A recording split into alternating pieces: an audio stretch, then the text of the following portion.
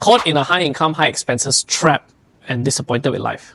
I can understand that, or I've seen cases where the more you earn, the more you spend. You know, at the end of the day, when you say the word trap, it's a self-limiting belief, because who trapped you there in the first place?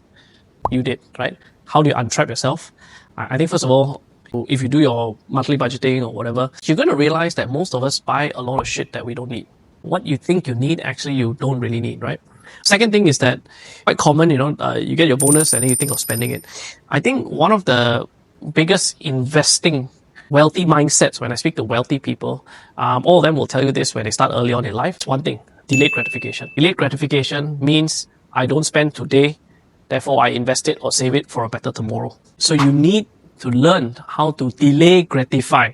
Don't buy stuff today, right? Invest it for the future. Keep it for the next 3 to 5 years. I know it's quite easy to say this, but you have to take very small micro steps. Start with, $100 or $500 a month or $1,000 a month and build up from there. I think that is the most important habit. So don't go and buy that brand new car. Having a 10-year car is absolutely normal. Unfortunately, in Malaysia, it seems that it's not normal to have a 10-year car. Most people buy new cars here.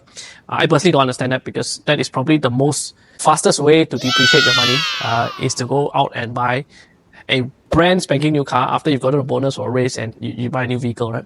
You're going to realize there's a lot of stuff in your life that you actually don't need, but it's a nice to have. So you have to carve that all up. And then with that investments, you have to find somewhere to put it, right?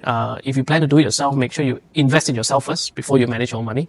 Otherwise, you need to find aspects, right? Even things like EPFs over the last 5-6 years have given you fairly decent returns. That is statutory savings that you're forced to have. We know that works because if you look at globally, you look at overseas, you look at provident funds, it's forced savings held over a long term generally do work. But of course, whether they can keep up with inflation is another thing, right? But that's something that you need to try to do for yourself or for your family.